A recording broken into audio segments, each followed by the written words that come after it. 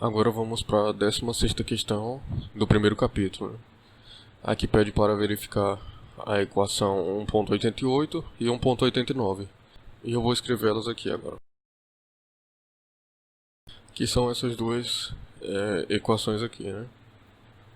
Essa primeira é a equação 1-88 e essa daqui é a equação 1-89. Essa primeira equação é o rotacional de um campo vetorial em coordenadas cilíndricas. E a segunda equação é o laplaciano de um campo escalar em coordenadas cilíndricas. Eu tenho certeza aqui que é um campo escalar porque do outro lado dessa igualdade aqui a gente tem um escalar, né? Não tem nenhuma direção aqui.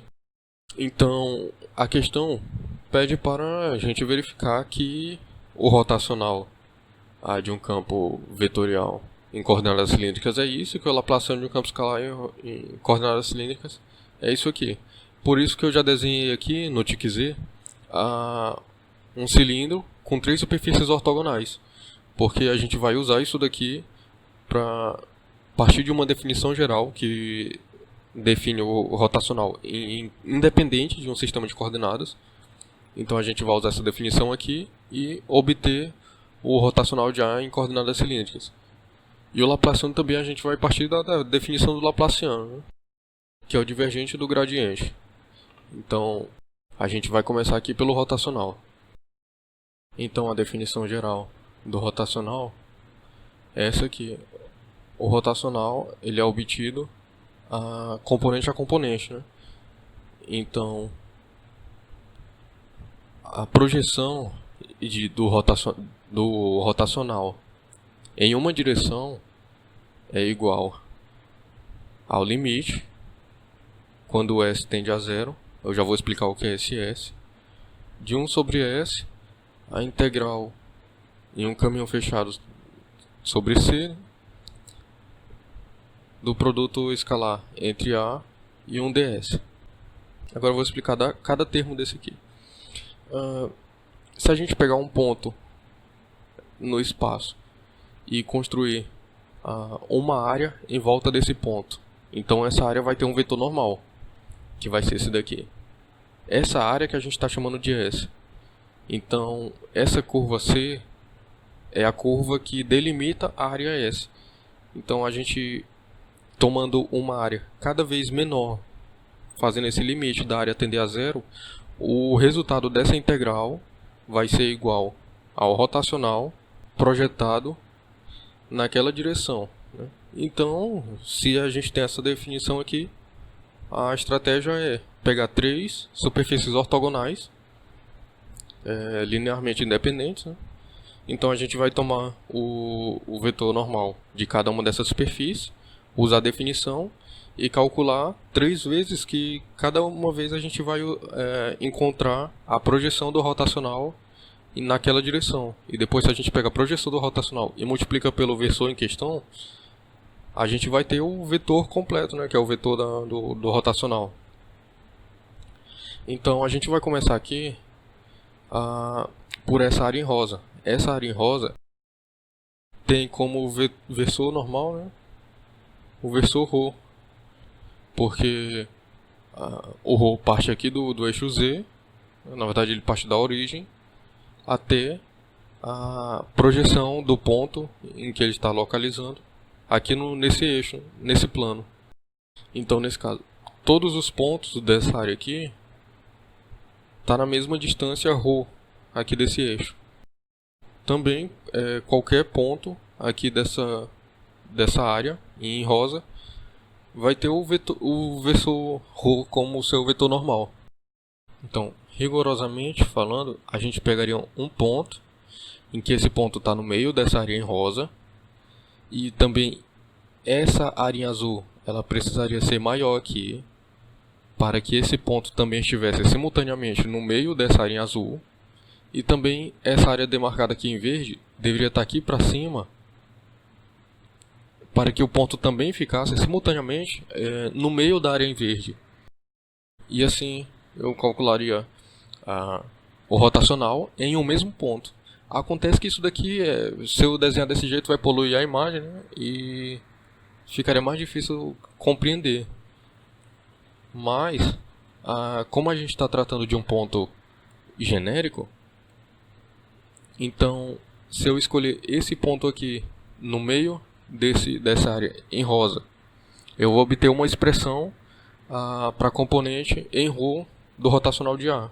Só que como é um ponto genérico, se eu escolhesse um ponto aqui, seria a mesma expressão. Quando eu for calcular na direção de φ, que eu vou usar essa área em azul, eu vou escolher um ponto aqui. Não vai ser o mesmo que eu vou estar usando para calcular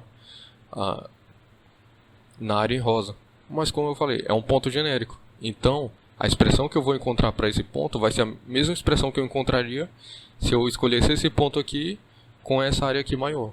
Então, por isso que eu vou escolher um ponto em cada área que eu marquei e vai dar certo. Então, vou marcar aqui o que a gente vai precisar. A gente vai precisar da área. Então, a área essa área aqui em rosa, ela vai ser dada pelo seguinte aqui, ó. O S, nesse caso, é um ρ delta φ delta z. Então, aqui a gente precisa multiplicar essa dimensão por essa aqui, né? Por esse comprimento de arco. Então, se a gente ver aqui, é um arco de circunferência, né? Então, se a gente continuar, isso daqui a gente vai dar a volta lá e vai chegar aqui de novo. Então, a gente tem só um arco aqui para obter a expressão dessa dimensão aqui, para multiplicar por essa, que essa aqui é imediato, né? É um delta z, que vale essa parte aqui. Então isso a gente faz da seguinte forma. Se a gente olhar por cima, a gente vai ver, né, uma circunferência. Então tá aqui esse eixo e tá aqui esse eixo aqui. A gente quer calcular essa dimensão. Então essa dimensão tem um ângulo aqui associado, né, que é um ângulo delta φ, e aqui tem essa dimensão que ela vai ser igual, né, um arco de circunferência vale o raio, que o raio nesse caso é ρ, vezes o ângulo aqui, né, que o ângulo é delta φ. Então, esse lado aqui de baixo e esse lado aqui em cima, ele vale ρ delta φ. Então, a área dessa parte em rosa é ρ delta φ delta z. O caminho C aqui vai ser esse caminho aqui, né, que está delimitando a área. Mas eu preciso da direção, o sentido de percurso da trajetória para fazer essa integração. E eu vou escolher esse sentido aqui, ó. Eu vou renomear esses pontos aqui de forma arbitrária, né, como A, esse aqui vai ser o ponto B, esse aqui o ponto C, esse aqui o ponto D, porque eu já sei que eu vou precisar separar essa integral, que é fechada, tá aqui a indicação disso, numa soma de 4 integrais, né, sobre cada uma dessas trajetórias aqui individualmente. Então eu escolhi renomear desse jeito, ABCD. Tanto faz se eu escolhesse A aqui, né, e B, C, D. Só tenho que seguir esse percurso aqui por um motivo. Eu tenho que olhar onde está o versor normal. E o versor, nesse caso aqui, ele aponta para fora desse plano. Porque essa é uma particularidade, né, do sistema de coordenadas cilíndricas. Eu não posso escolher de forma arbitrária para onde vai estar apontando o versor. Então eu olho isso antes e penso da seguinte forma. Fazendo a regra da mão direita aqui no sentido de trajetória, o dedão tem que estar apontando aqui de forma paralela, no mesmo sentido, ao versor normal. Outra forma de pensar é que a partir do versor normal, eu olhando para a área, eu teria que percorrer essa trajetória de forma que a minha esquerda estivesse a área dele demarcada, né? Então eu percorro dessa forma e daqui para cá eu tenho que subir, porque vai ficar à minha esquerda a área que eu quero calcular. Então daqui eu também tenho que ir daqui para cá para continuar à minha esquerda e aqui. Então posso pensar dessas duas formas. Ou a área fica à esquerda ou usando a regra da mão direita aqui. Então eu já vou separar nessas integrais de A até B, de B até C, de C até D e de D até A.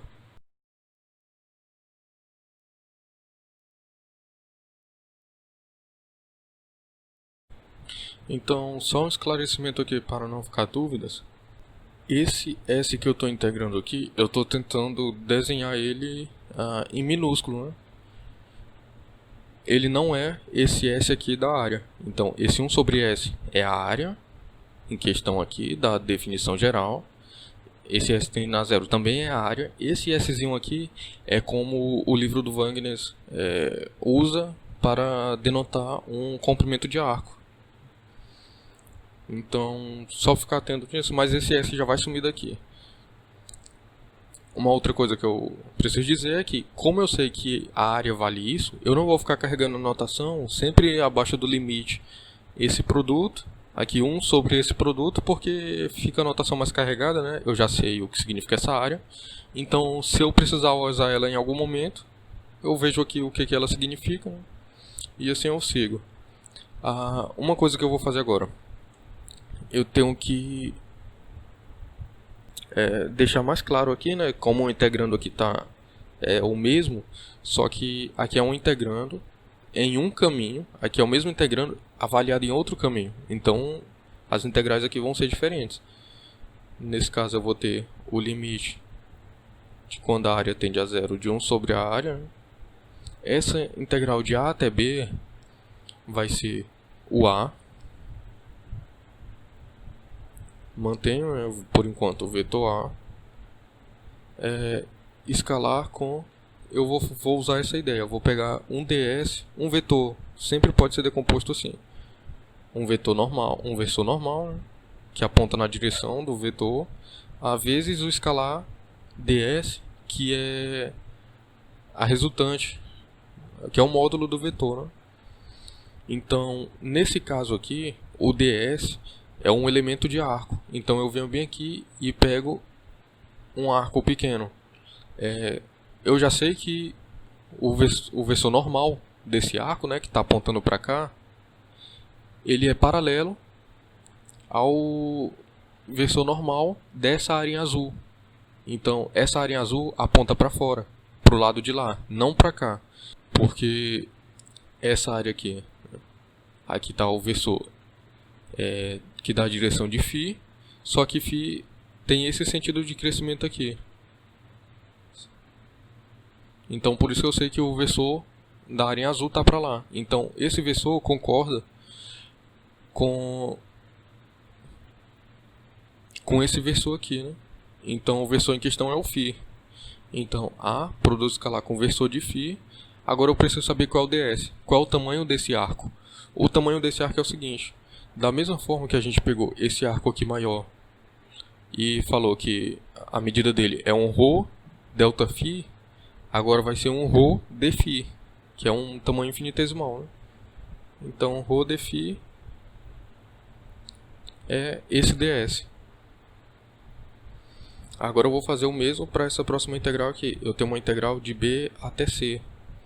A integral de b até c, eu vou ter o vetor A, produto escalar, com o versor normal desse S. O versor normal, a gente vê aqui, ó, que o sentido de integração é esse. Então, o versorzinho ds está subindo aqui.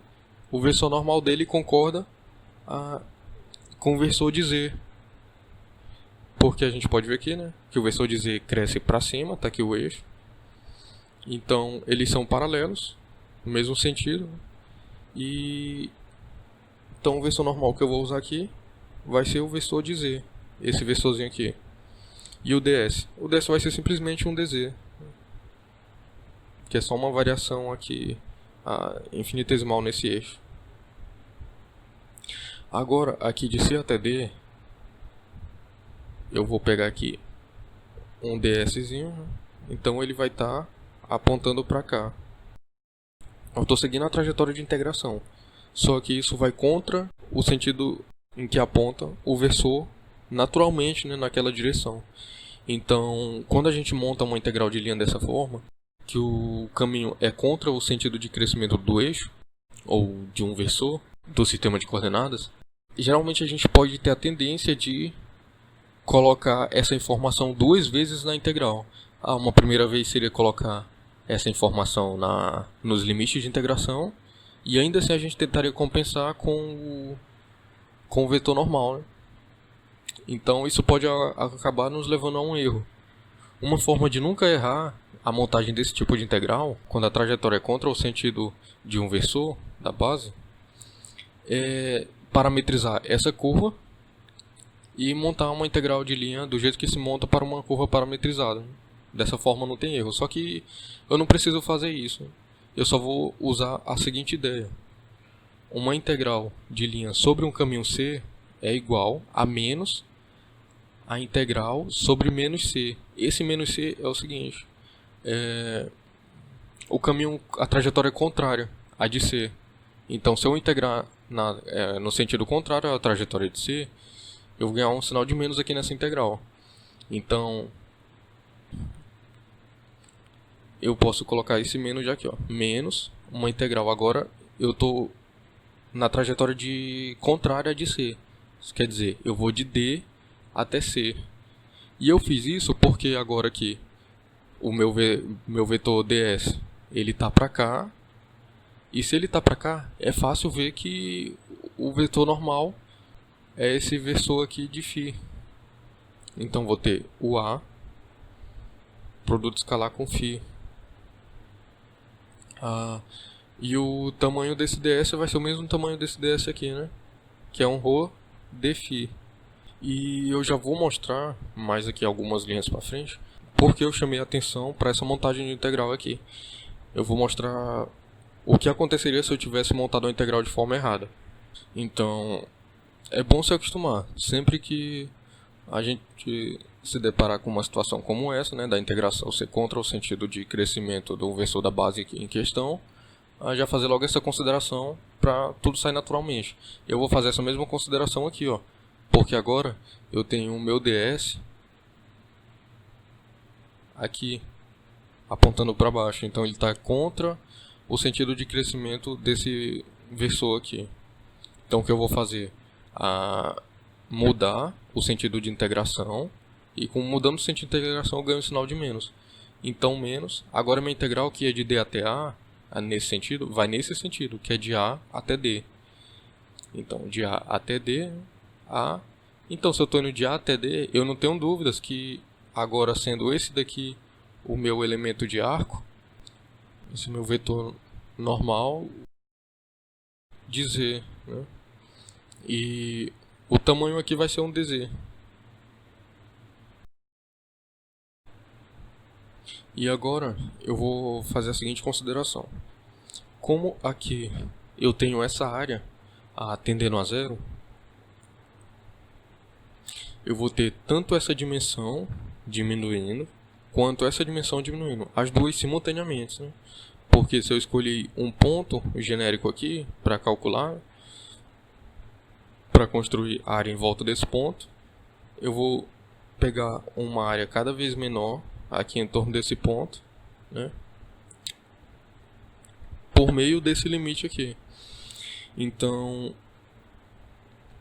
tanto o vetor A em cada curva, quanto o versor normal, né, em cada curva, vai ser constante. O ρ, onde ele aparecer, ele já é naturalmente constante, porque todos os pontos dessa superfície em rosa têm a mesma distância até o eixo Z, que aqui eu não deixei indicado antes, mas a componente em questão que a gente está calculando, partindo aqui dessa, que é a definição geral, é o rotacional de A vezes ρ, aqui um produto escalar com ρ, porque foi esse é o vetor normal dessa área em rosa, né? Então se eu estou tomando essa área em rosa, eu vou conseguir calcular a projeção do rotacional naquela direção desse vetor normal aqui. Então o que eu vou fazer agora é, usando essa consideração aqui, que tudo isso aqui está tendendo a zero, o integrando aqui ele é todo constante, né, perante uma variação em φ. Porque A está se aproximando de B, a gente vai pegar um intervalo de integração tão pequeno, aqui está o tão pequeno, né, que é esse limite, a ponto de tudo isso daqui ser considerado constante naquela variação. Então, sendo assim, a gente vai poder tirar o integrando aqui da integral, né, considerando ele constante, e a gente vai ter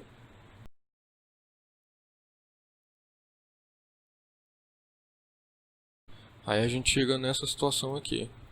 Agora a gente tem integrais imediatas, né? E isso foi necessário porque aqui em cima a gente tinha um integrando aqui genérico, né? É um A, um vetor A qualquer, porque ele tem que ser genérico para sair o rotacional de A válido. Eu não posso particularizar. Mas, como a gente tem essa circunstância aqui na integração, a gente pode usar isso para entender melhor como o integrando vai se comportar perante a variação aqui nessa variável, aqui nessa respectivamente, né? E assim retirar isso da integral usando uma propriedade, né? Considerando isso aqui constante perante essa variável. Então agora aqui só tem integrais imediatas que dá para resolver fácil. Então por enquanto eu vou deixar aqui o produto escalar apenas indicado, né? Porque eu vou trabalhar nele individualmente. Então primeiro eu vou repetir essa expressão resolvendo as integrais.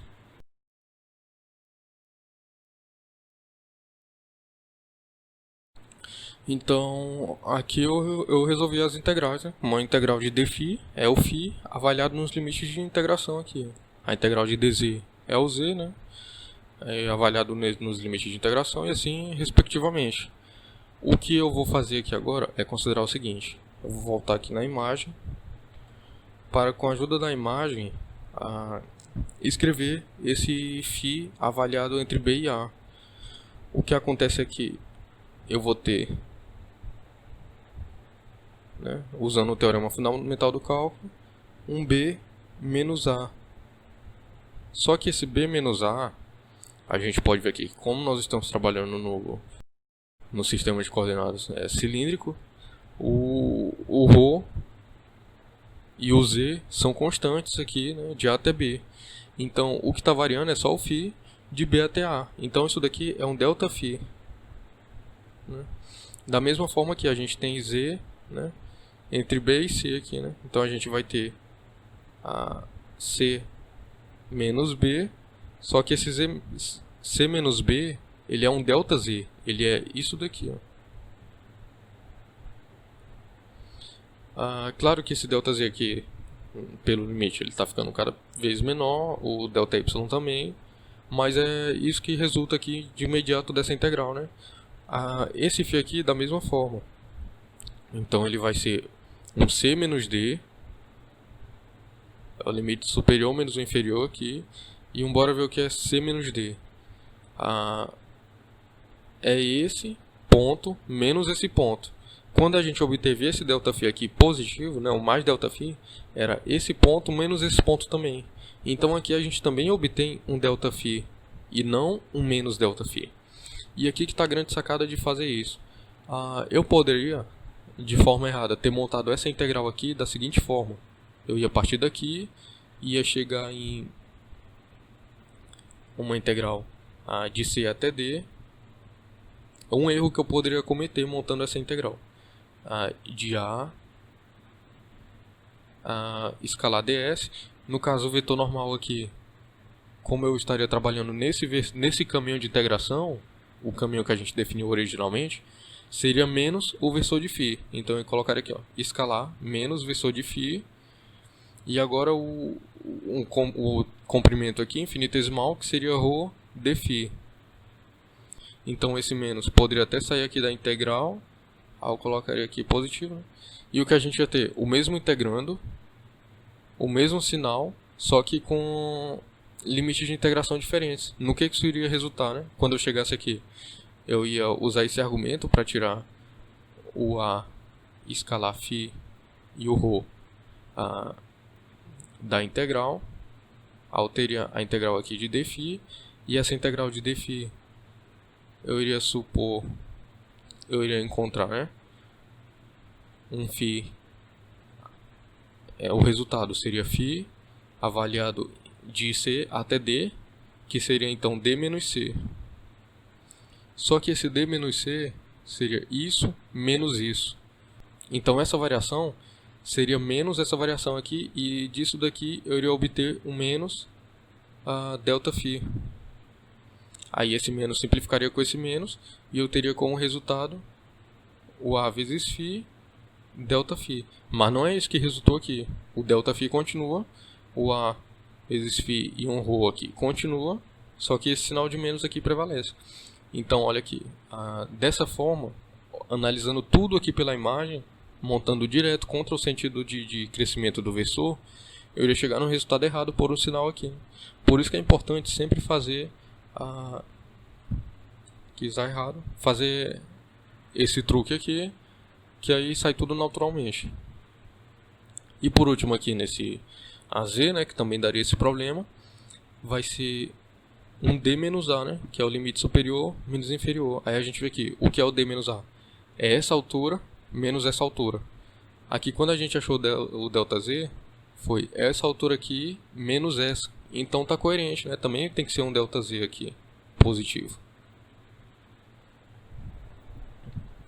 Então, agora a gente pode repetir essa expressão, já sabendo o que a gente pode substituir no resultado aqui da integral. E da mesma forma, agora eu já posso me dedicar à análise desses produtos aqui, né?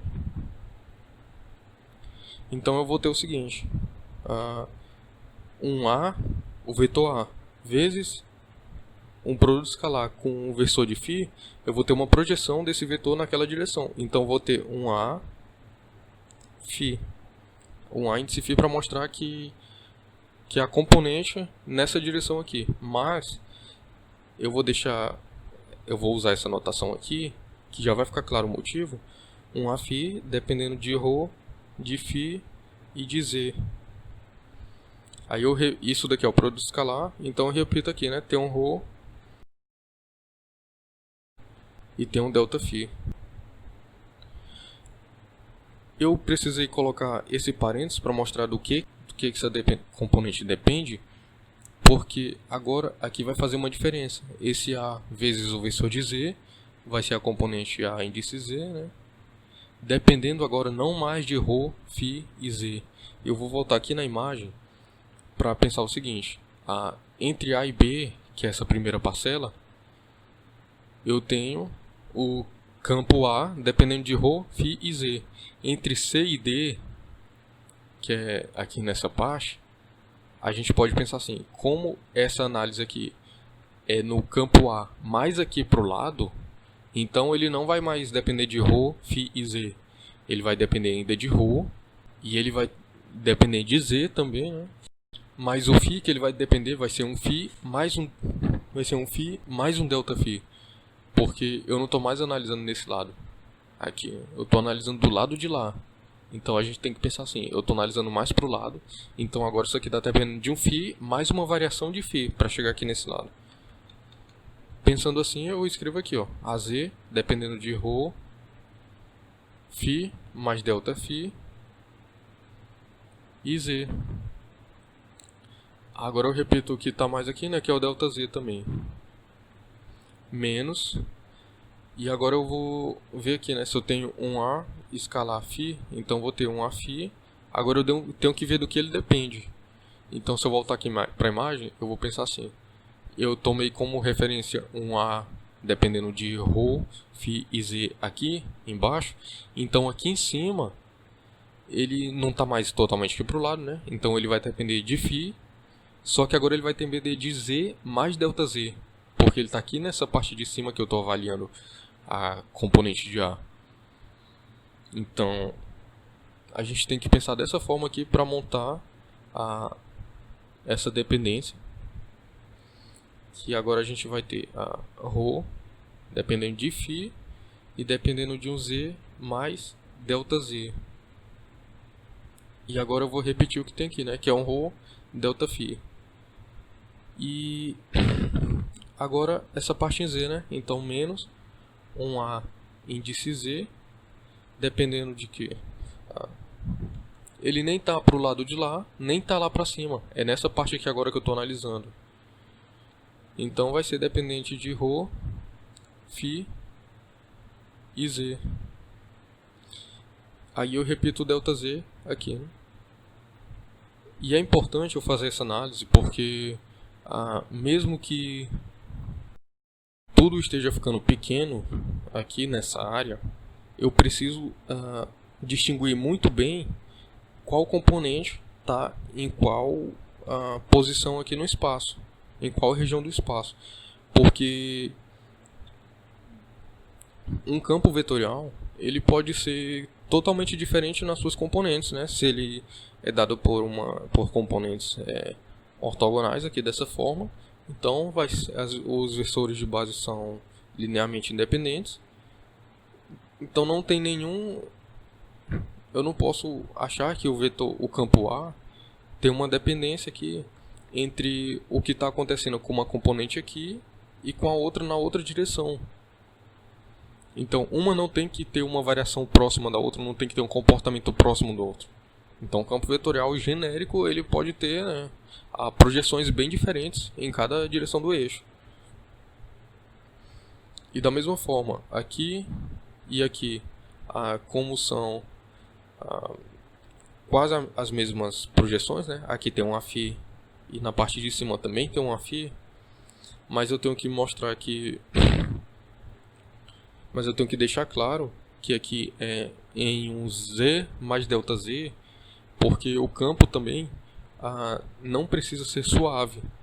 Ele pode ter um comportamento até uma determinada região de uma forma e abruptamente, mesmo que ainda continue sendo contínuo, a ter um comportamento de outra forma. Porque isso daqui tudo vai ser compensado quando eu realmente aplicar o limite e fazer essa área diminuir cada vez mais. Aí essas diferenças, se não houverem, aí não, isso aqui não vai entregar um resultado diferente. Mas eu tenho que considerar, eu tenho que dar a oportunidade do vetor ser diferente, porque isso é trabalhar de uma forma genérica e assim a gente vai estar calculando o rotacional para um vetor genérico que vai valer de forma geral para qualquer campo vetorial. Então por isso tem todo esse tanto de análise aqui, né? Porque a gente tem que obter um resultado que valha para qualquer vetor. E agora a gente tem o seguinte, uma função aqui, né? Dependendo de umas variáveis. E aqui eu tenho outras funções, essas duas, que está dependendo de uma variável mais uma variação nessa variável, né? Então, o que eu posso fazer para obter alguma coisa parecida com isso é expandir em série de Taylor essa função aqui. Então, considerar isso como uma função de uma variável, né? Que para o nosso objetivo, para expandir, eu posso considerar que isso daqui só dependa de φ. No caso, expandir só em relação a φ, que é na vizinhança de φ que esse domínio aqui está variando. Então, vou fazer da seguinte forma aqui. Vou puxar para o lado e escrever assim. O AZ de ρ φ mais Δφ Z é igual. Eu não vou fazer uma aproximação. E geralmente, quando físicos trabalham com essa parte aqui, em que precisa fazer uma expansão em série de Taylor, os termos de ordem maiores são simplesmente ignorados, porque é um resultado que vai dar certo. A aproximação vai ser muito boa enquanto não aplicar o limite, e quando aplicar o limite vai ser exatamente igual, né? Mas aqui eu vou mostrar por que os termos de ordem maiores vão zerar.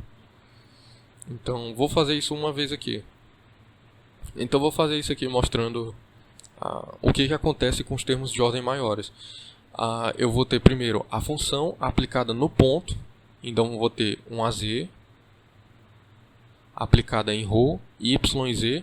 Eu só não vou carregar aqui a notação do parênteses, ρ, y, z, porque para a notação não ficar carregada, né? Mas onde não tiver o parênteses, eu vou assumir que está sendo aplicado em ρ, φ e z. Então, o primeiro termo é esse. O segundo termo da expansão é uma derivada da função em relação à variável aqui, que está sendo expandida em torno daquela variável. Está sendo expandida em relação àquela variável, né? Então a derivada de AZ em relação a φ vezes uma variação naquela vizinhança, né? Nesse caso aqui vai ser um ΔΦ. Então esse aqui é o segundo termo da expansão. A expansão continua aqui, né? São infinitas parcelas. Então vou representar isso por um somatório. O n começando em 2 indo até infinito. Começando em 2 porque já teve o termo de n igual a 0. O termo de n igual a 1. Então a expansão é o seguinte. Eu vou ter a derivada de enésima ordem da função AZ em relação a φ vezes uma variação, né, naquela vizinhança elevada a n sobre n fatorial. Então, como eu coloquei o limite até o infinito, que eu estou representando as infinitas parcelas que ainda vêm aqui, eu tenho estritamente a igualdade. Isso aqui não é uma aproximação. Então, aqui se eu seguir esse termo, né, quando n valeu 0, eu tenho a derivada de ordem 0 da função, que é a própria função, sobre 0 fatorial, que vale 1. E essa variação aqui é elevada a 0, né, que vale 1 também. Aí sobrou só isso. Então, aplicando n igual a 1, eu obtive isso. E aqui eu continuo. O que eu vou fazer agora é continuar aqui com a igualdade. Repetir essa outra parte aqui também.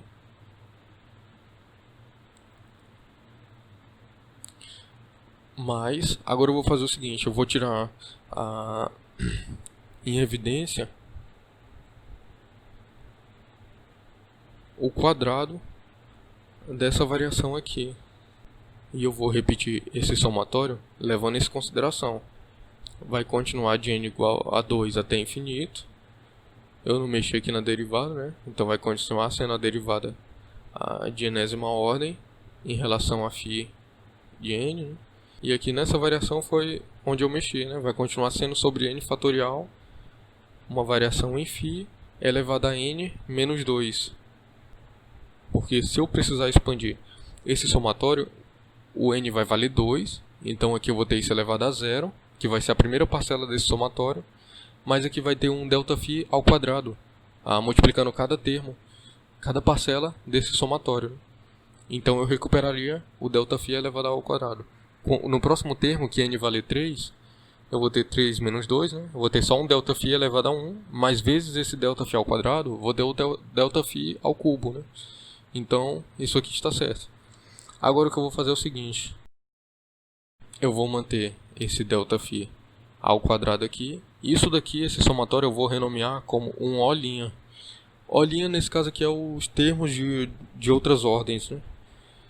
Então, essa daqui é a expansão que eu vou usar para substituir aqui nessa função.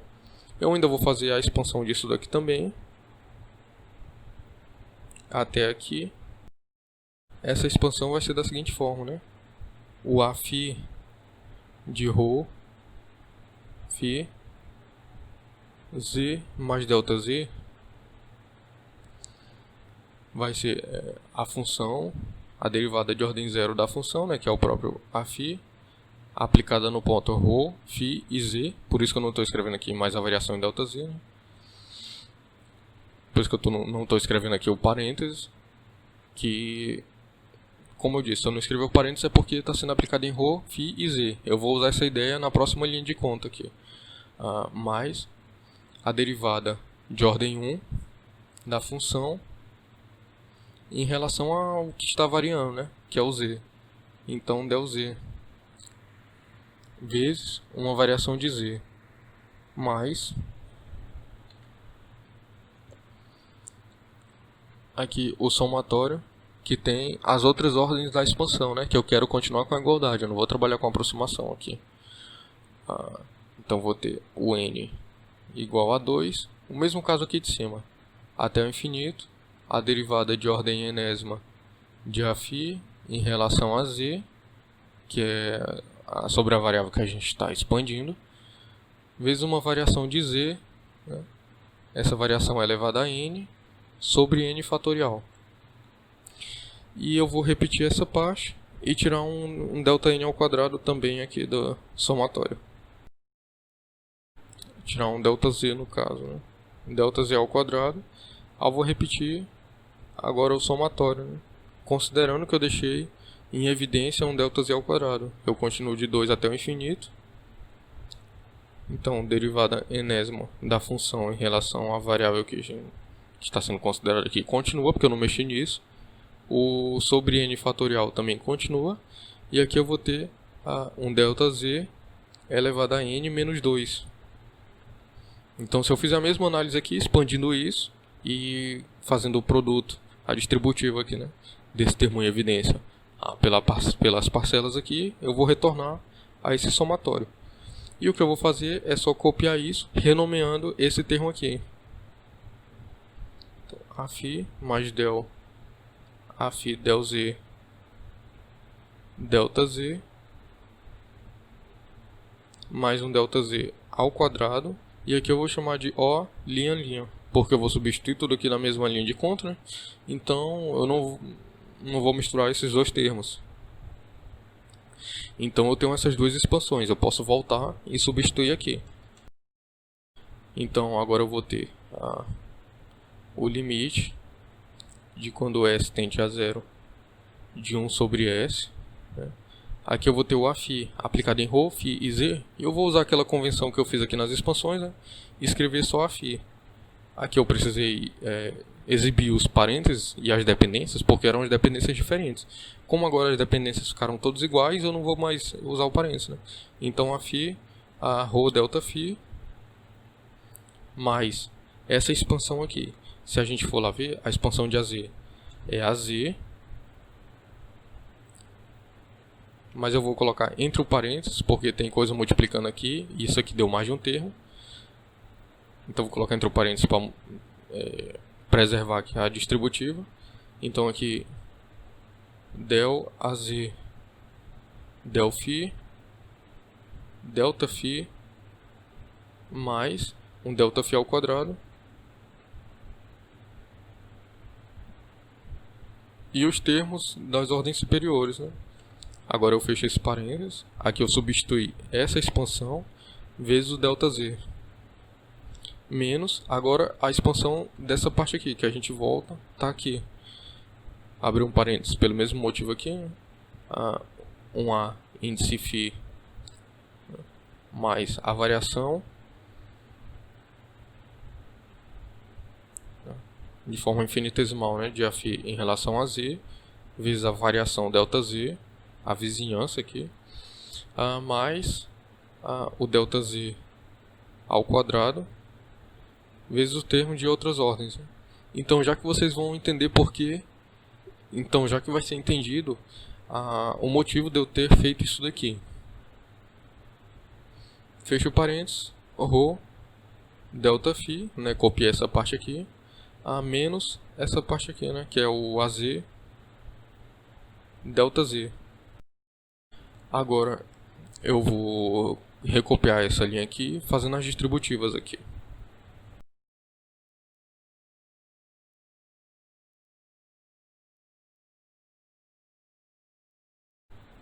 Então agora eu fiz a distributiva, né? Eu vejo que tem termos simétricos aqui, onde eu posso simplificar. Então a simplificação é a seguinte: Aφ, ρ, ΔΦ, eu tenho aqui, ó, menos Aφ, ρ, ΔΦ. Esse AZ ΔZ positivo, eu tenho um correspondente aqui, menos AZ ΔZ. Então simplifica ele também. Então agora eu vou recopiar o que restou aqui, nessa próxima linha, mas fazendo algumas modificações, né? Fazendo o seguinte, eu vou multiplicar isso daqui por 1 na seguinte forma. Vai ser 1 sobre ρ vezes ρ, que dá 1, multiplicando essa parcela, né, que eu não vou alterar ela. Então, ΔZ, ΔΦ, e agora aqui eu vou ter ρ, ΔΦ, ΔZ. Só que se a gente voltar lá em cima, o ρ, ΔΦ, ΔZ é o S de área, né? Então vou ter isso aqui vezes a área. Eu vou marcar aqui de verde embaixo, só para mostrar que eu já usei. Agora eu vou considerar essa parcela aqui, ó. Eu já tenho aqui o ρ, ΔΦ, ΔZ. Então aqui eu já tenho a área. Então vou pegar menos del Aφ del Z vezes a área, certo? E agora eu vou usar uma propriedade do limite, né?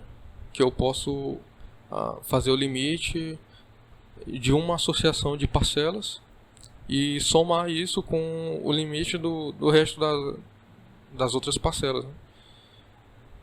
Agora eu vou pegar, vou marcar aqui com esse verde que eu já usei também essa parcela. Então aqui eu vou fazer o seguinte, agora com essa parcela, eu vou recopiar aqui o limite, né? Eu tenho um limite de quando S tende a zero de 1 sobre S vezes essa parcela. Essa parcela eu vou escrever da seguinte forma, 1 sobre ρ vezes ρ, então já multipliquei ela por 1 aqui, não alterei nada. Esse ΔΦ eu vou escrever da seguinte forma, né? O ΔΦ ao quadrado, vou colocar um ΔΦ aqui, repetir esse ΔZ. Agora eu vou colocar o termo de outras ordens, né? E o ΔΦ aqui, esse segundo ΔΦ aqui.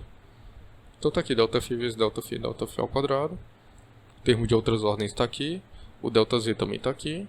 E 1 sobre ρ vezes ρ dá 1. Então eu repeti isso, né?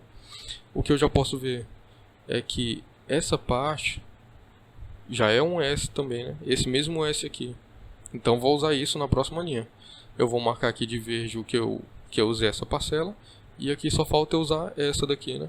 Que é uma parcela negativa, então vou começar aqui menos ao limite de 1 sobre S, né, quando S tende a zero, vezes essa parcela aqui. Só que eu observo que eu já tenho o S aqui, né, que é aqui tem dois ΔZs, eu uso um ΔZ, um ρ e o ΔΦ, isso já vira um S. E o que sobrou aqui foi um ΔZ e o termo de outras ordens dessa expansão. Agora eu já vejo o seguinte, se eu colocar esse S aqui em evidência, eu simplifico com esse S aqui. Então vou ficar simplesmente com o limite de quando o S tende a zero, desse parênteses aqui.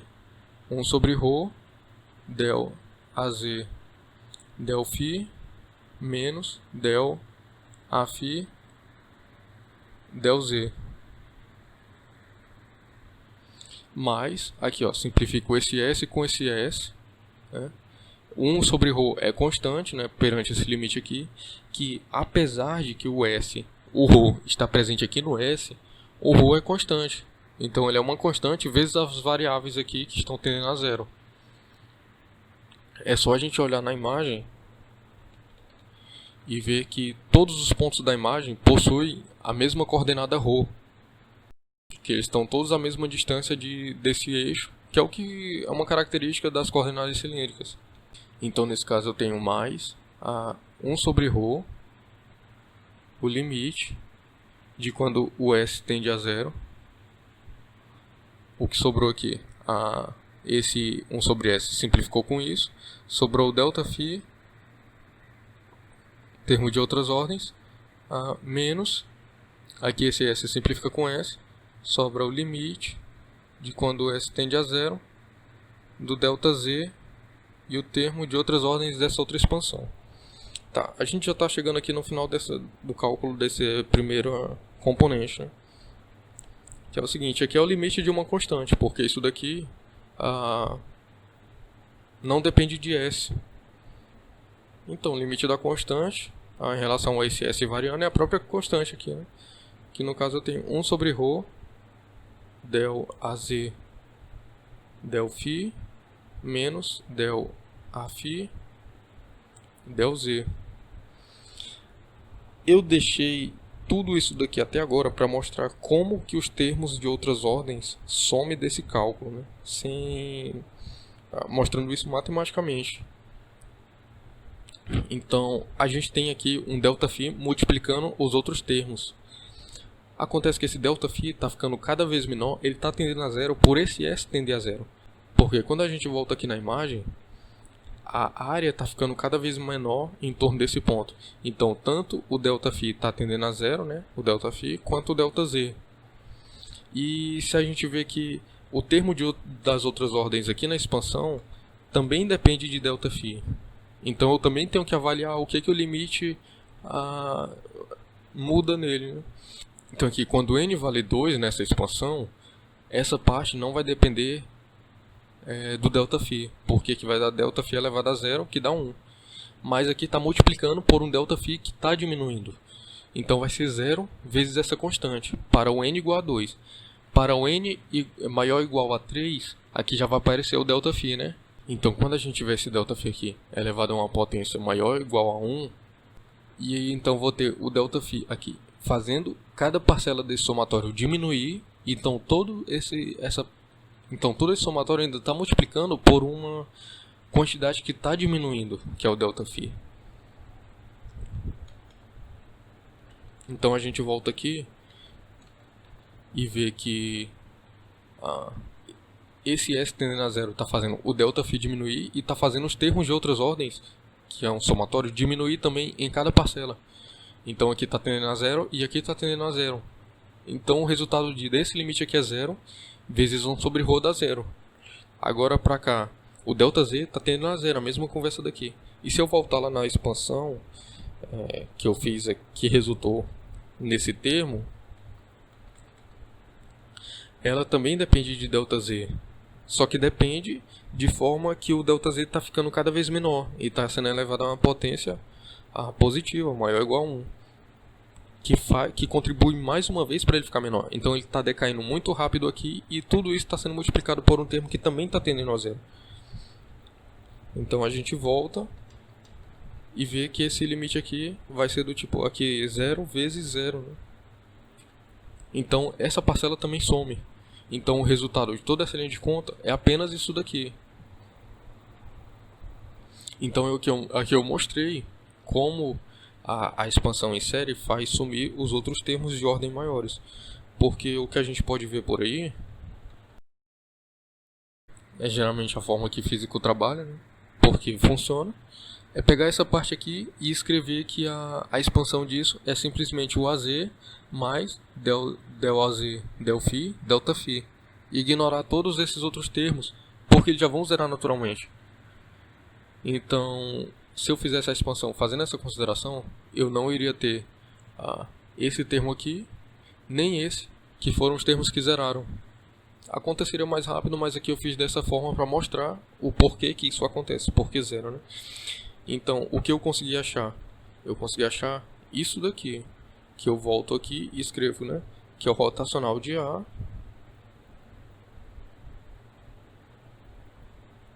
no índice ρ. Então, o que isso quer dizer? Que depois, se eu voltar aqui no rotacional e pegar essa quantidade aqui e multiplicar pelo ρ, pelo versor de ρ, eu vou ter essa primeira parte do rotacional. E a gente vê aqui, ó, 1 sobre ρ, ΔAZ, ΔΦ, 1 sobre ρ, ΔAZ, ΔΦ, menos ΔAφ, ΔZ, menos ΔAφ, ΔZ. Então deu certo, a gente descobriu essa primeira componente, né? Porque a ideia aqui vai ser chegar depois e fazer o seguinte: pegar o rotacional de A como a componente em ρ desse rotacional vezes a direção de ρ mais a componente em φ desse rotacional vezes a direção de φ mais a componente em z desse rotacional vezes a direção de z. Então aqui já dá para ter uma ideia de como vai sair todo esse rotacional aqui. A gente partiu da definição geral de um rotacional em coordenadas cilíndricas. Então, recapitulando aqui o que a gente fez, eu vou tirar o zoom para mostrar aqui. A gente toma uma área que tem um vetor normal. Então, se a gente pegar esse produto aqui, produto escalar entre o rotacional e o vetor normal, ele vai ser igual a esse limite, né? Então, sabendo disso, basta que a gente pegue 3 áreas ortogonais entre si que a gente cobre todo o espaço. Então eu peguei primeiro em ρ, que foi essa área em rosa, que o vetor normal dela é o versor ρ. Então já obtive a componente ρ desse rotacional. Agora eu vou pegar a próxima área aqui, em φ, né, que é essa área em azul, e fazer esse mesmo procedimento. Eu devo encontrar essa parte aqui. Aí depois eu vou pegar essa área em Z e repetir esse procedimento. Eu devo encontrar isso daqui. E depois, com esses três resultados, eu pego e substituo aqui. E então eu devo chegar aqui nessa expressão para completar a verificação da equação 1.88. Então é isso que eu vou fazer agora. Copiar novamente a definição geral do rotacional, que é o rotacional de A produto escalar com um vetor normal, vai ser igual a 1 sobre S, vai ser igual ao limite de quando uma determinada área vai a zero, é uma área que tem esse n como vetor normal, de 1 sobre S vezes a integral em um caminho fechado de A ds. Então esse Szinho aqui é um elemento de arco, ele não é esse mesmo S aqui da área. Esse C é a borda dessa área. Então se a gente já calculou para ρ, agora a gente vai calcular para φ, né? Então vai ser... E agora eu vou colocar a imagem do cilindro aqui do lado para ficar mais fácil de acompanhar, para não ter que voltar lá em cima onde está a primeira imagem. Então, coloquei aqui agora, né? A área então que a gente vai usar é uma área que tem como versor normal o versor de φ. Então a gente vê que a área que usa esse versor como vetor normal é essa área aqui em azul. E a gente já pode ver que esse versor ele está apontando para fora da seguinte forma: ele parte daqui e aponta para o lado de lá, né? Esse aqui é o versor de φ. O φ cresce daqui para lá. Então isso eu vou usar para determinar o sentido de circuitação aqui, né? Porque eu vou fazer o mesmo procedimento da outra componente. Vou dividir isso daqui em 4 caminhos, em 4 integrais, né? E eu vou escolher os seguintes pontos agora para eu rotular os vértices para delimitar os meus caminhos de integrações das integrais individualmente. Então, esse aqui agora vai ser o A, e eu tenho que saber se o B vai ser aqui ou aqui. Eu tenho que saber o sentido de integração. Bom, a forma mais fácil é usar a regra da mão direita, de forma que o polegar fique apontando aqui na direção desse versor, né? Então, eu sei que a circuitação vai ser dessa forma.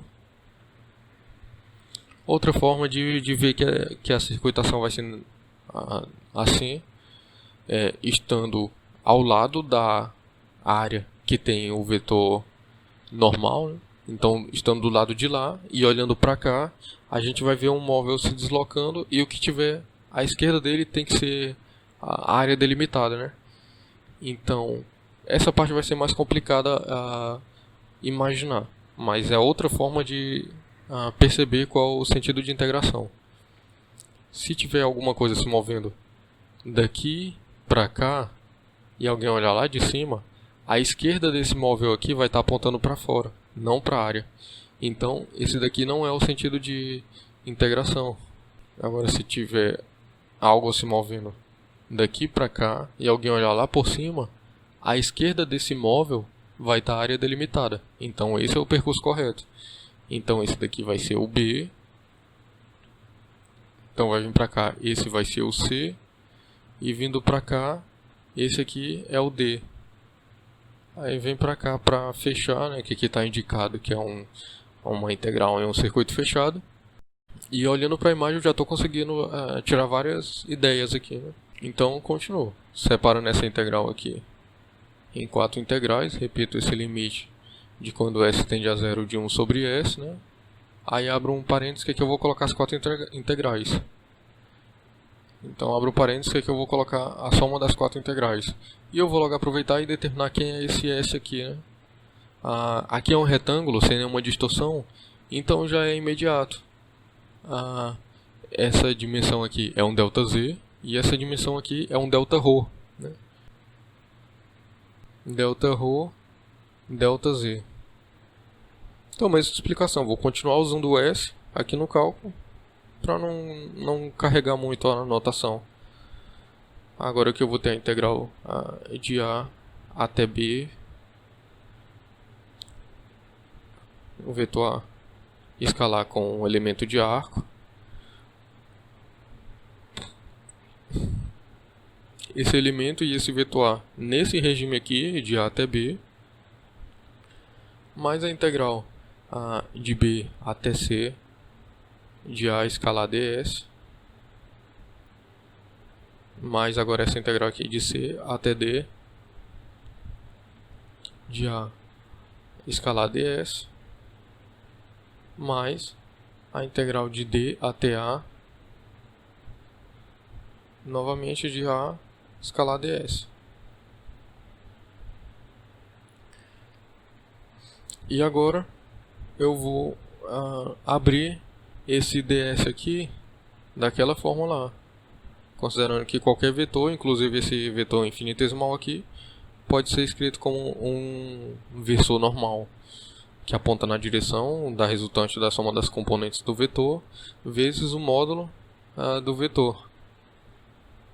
Então repito essa primeira parte aqui, limite quando s tende a zero de 1 sobre s, né? Então aqui eu vou ter a integral de A até B, de A escalar. Então a gente vê que procura lá na imagem qual é o caminho de A até B. É esse caminho aqui. O versor que tem aqui nesse caso é o mesmo versor do versor de Z. Então se a gente pegar uma quantidade aqui pequena para ser o nosso vetorzinho ds, então a direção dele é a mesma direção desse versor de Z. Então vai ser A vezes Z, né? E o ds, o módulo dele, vai ser simplesmente um dz, mais a integral aqui de B até C, né?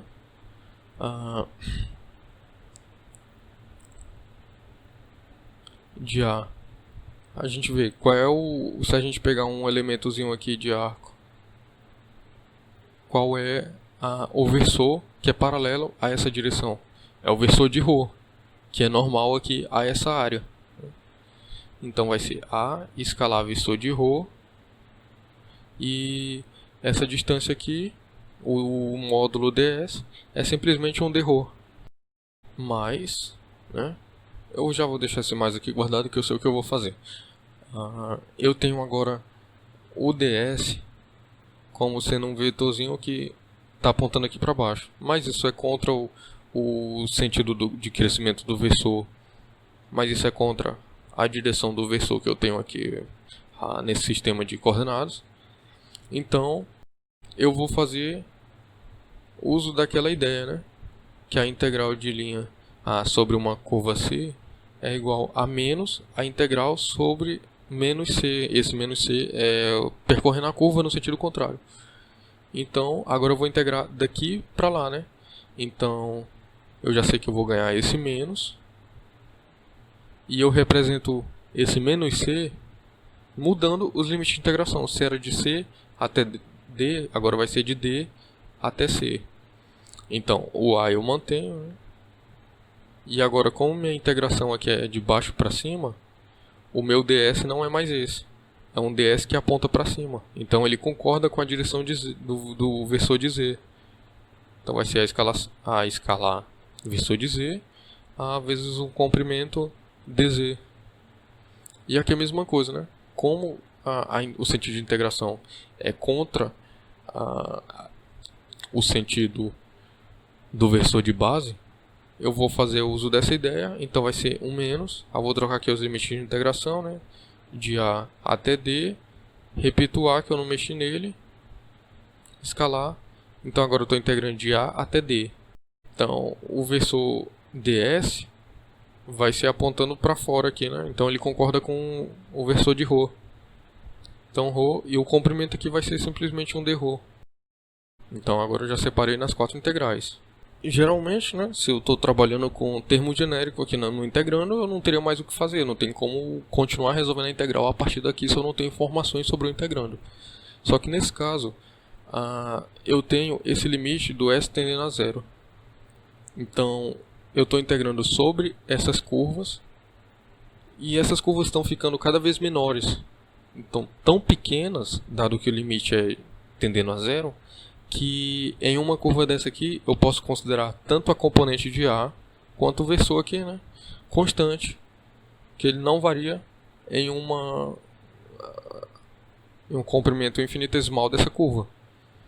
Então, se eu considero eles constantes perante a variável de integração, eu posso tirar eles da integral.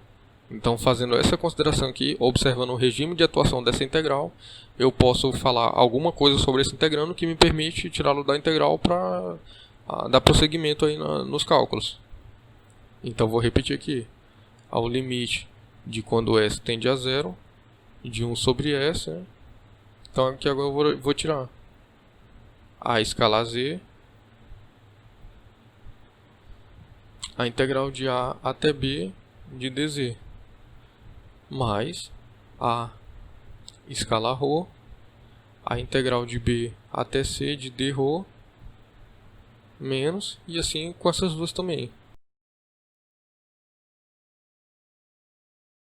Então, agora que eu consegui tirar um integrando aqui da integral, né, eu posso realizar a integração, porque são integrais imediatas, a integração de dz, a integral de dρ, né? Então é tudo imediato, eu vou recopiar aqui na próxima linha. Então aqui eu estou fazendo o seguinte, sempre repetindo o que está fora aqui da integral, nesse caso a escala ρ, a integral de dρ é simplesmente ρ, né, avaliado nos limites de integração, de a até d. Agora eu fecho esse parênteses mais externo. E aqui, na próxima linha de conta, eu já posso expandir isso, né? Porque eu vejo aqui que esse z avaliado de a até b, pelo teorema fundamental do cálculo, né, é um b menos a. Só que esse b menos a, se a gente vem aqui, a gente encontra o b e encontra o b menos a é um ΔZ. Nessa parte aqui, a gente tem um ρ avaliado de C, entre b e c, né? Então vai ser o limite superior menos o limite inferior. E a gente vê aqui, viu, o que é c menos b? A gente vai lá na imagem, c menos b é um Δρ.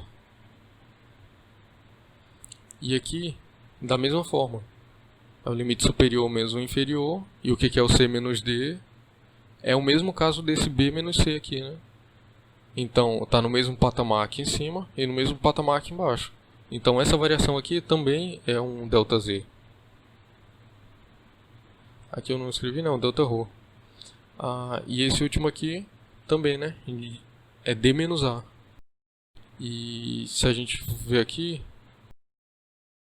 d menos a é o mesmo caso de c menos b, que também é um Δρ. Agora, na próxima linha aqui, a gente já pode colocar esses resultados, né? E outra coisa que a gente já vai fazer é esse produto escalar aqui. Que vai funcionar da seguinte forma. O vetor está multiplicado por uma direção, por um versor, né?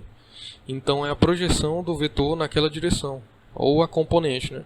Então, a gente vai denotar da seguinte forma. O A, índice Z, quer falar que a componente Z do vetor A, do campo A, né, avaliado em ρ, φ e z, porque eu estou tomando essa parte aqui como referência, né?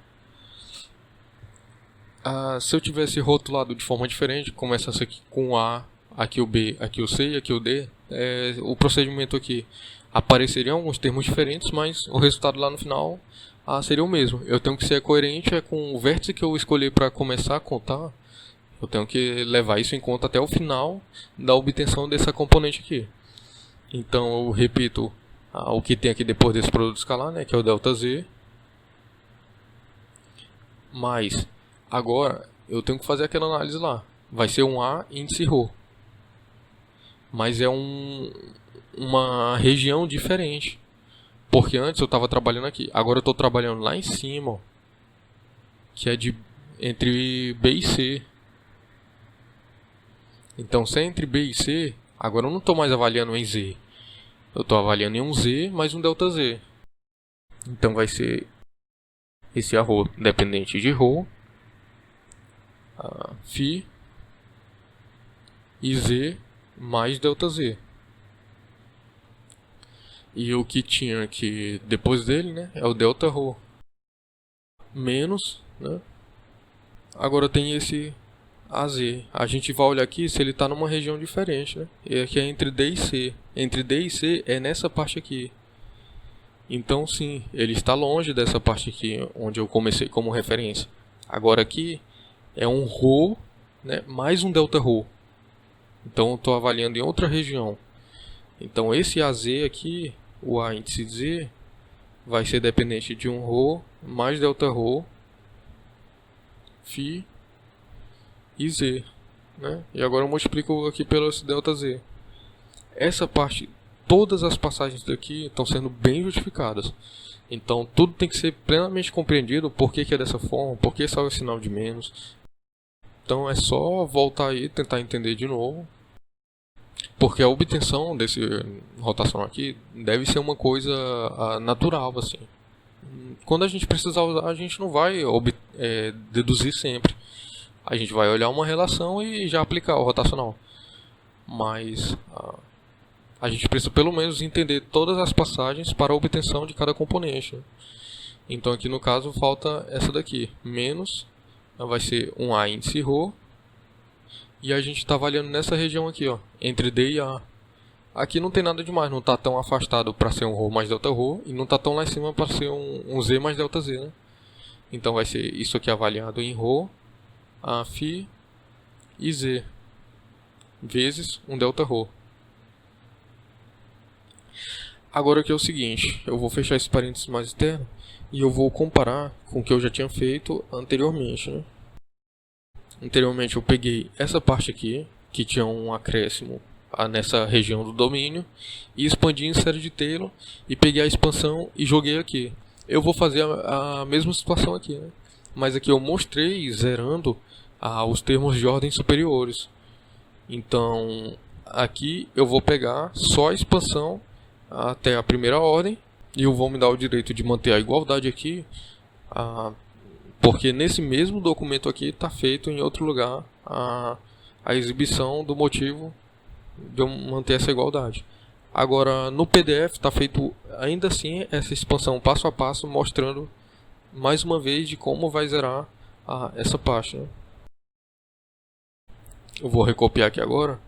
E quando a gente faz a expansão, né, em série de Taylor, a gente vai fazer em torno, nesse caso aqui, do arro aplicado em ρ, φ e Z.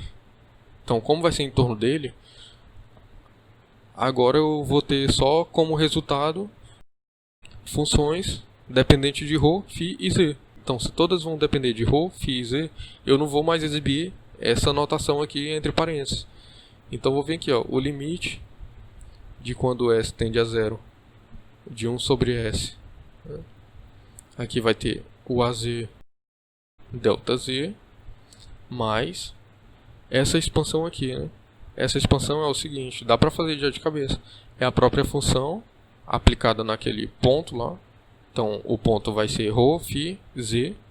Então só vou colocar o arro mais a derivada primeira daquela função arro em relação ao que está variando, que no caso é o Z. Então ΔZ vezes um acréscimo vezes uma variação naquela variável lá, que é a ΔZ nesse caso aqui. Mas tem os termos das outras ordens que vai zerar, como eu já mostrei na primeira componente. E eu mostrei aí também como se obtém a expansão lá na parte da primeira componente, né? Então, qualquer coisa, isso está feito também nos mínimos detalhes no PDF para todas as componentes, é só ir lá ver. Agora aqui tem o Δρ. Menos, aqui é a mesma situação, né? A expansão de AZ vai ser em relação à variável z, em relação à variável ρ. Então vou ter o AZ aplicado em ρ, φ, z, não vou escrever o parênteses aqui, mais a derivada primeira de AZ em relação ao que estava a variável aqui, né, que é ρ. Então del ρ vezes um delta ρ, mais o termo de outras ordens que vai zerar, vezes um delta z, menos isso daqui que já está dependendo de ρ, φ e z. Eu só vou escrever, né, o a ρ delta ρ. Então agora eu vou fazer essa distributiva aqui, né? Feita a distributiva, a gente vê que tem parcelas simétricas aqui, né? No caso, a índice ρ delta ρ menos a índice ρ delta ρ aqui, né? Essa aqui também, a índice z delta z. Aqui tem menos a índice z delta z. E eu vou copiar aqui o que restou, né? Só que eu já vejo que aqui tem o delta z delta ρ e aqui também tem delta z delta ρ. Se eu volto aqui na imagem, eu vejo que delta z delta ρ é o S. Então, isso daqui sendo o S e isso daqui sendo o S, são as duas únicas parcelas que sobraram, né? Eu posso colocar um S em evidência aqui e simplificar com esse S. Então vou ter simplesmente o limite de quando o S tende a zero, de del a ρ del z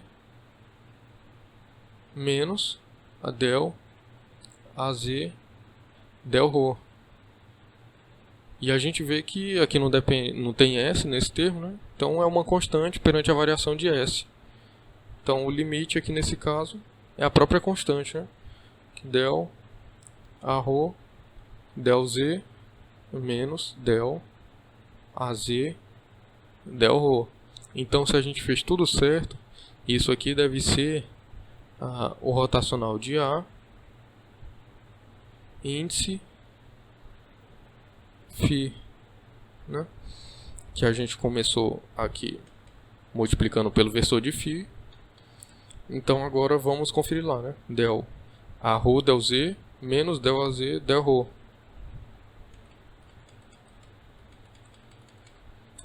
Del a ρ del z menos del a z del ρ, né? Na direção de φ. Então está dando certo. Agora eu vou mostrar uma coisa aqui, né? Eu vou tirar o zoom e mostrar a diferença entre esses dois procedimentos aqui, né? Para obter essa componente e essa aqui fazendo todos os passos. Então aqui a gente vê que eu tive que pegar isso, separar aqui, expandir, continuar carregando na anotação e mostrar, analisar o limite depois separadamente para mostrar que o limite dá zero e obter isso aqui. Essa é a forma como os físicos geralmente trabalham, né? Pega a expansão só até a primeira ordem, porque funciona, e simplifica muito a notação aqui.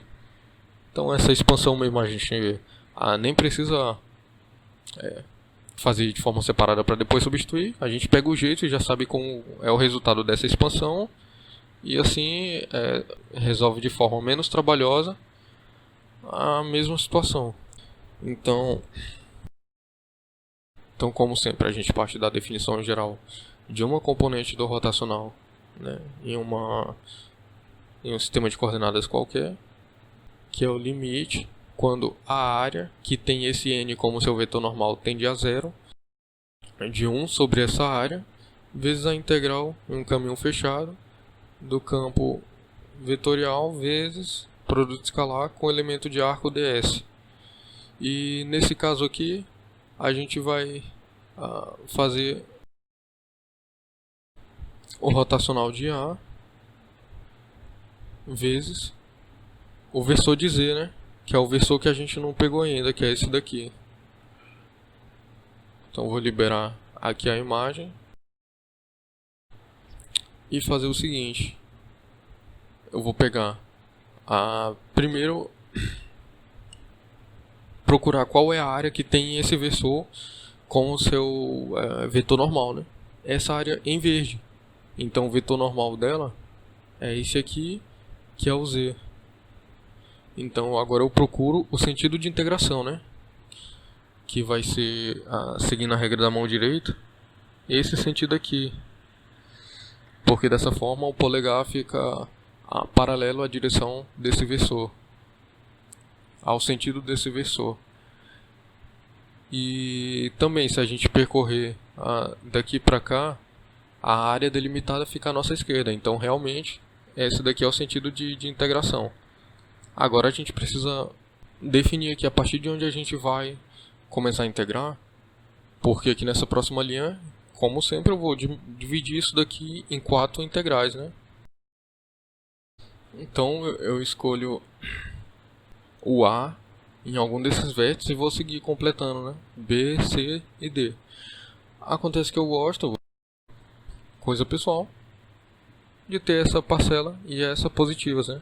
Então eu já sei que na hora que eu pegar o ds, e esse ds aqui, porque eu vou usar aquela igualdade entre o ds vetor e o n versor vezes o módulo de ds. Então na hora que eu pegar o ds, eu quero que o primeiro, a ds que eu pegar, esteja no mesmo sentido e de um desses dois versores aqui, ou esse aqui de φ, ou esse de ρ. Eu já sei que esses dois versores que eu vou usar, porque essas duas direções que eu estou avaliando. Então eu vou escolher o A bem aqui. Dessa forma eu já completo automaticamente. Aqui é o B, aqui é o C e o vértice lá atrás é o D.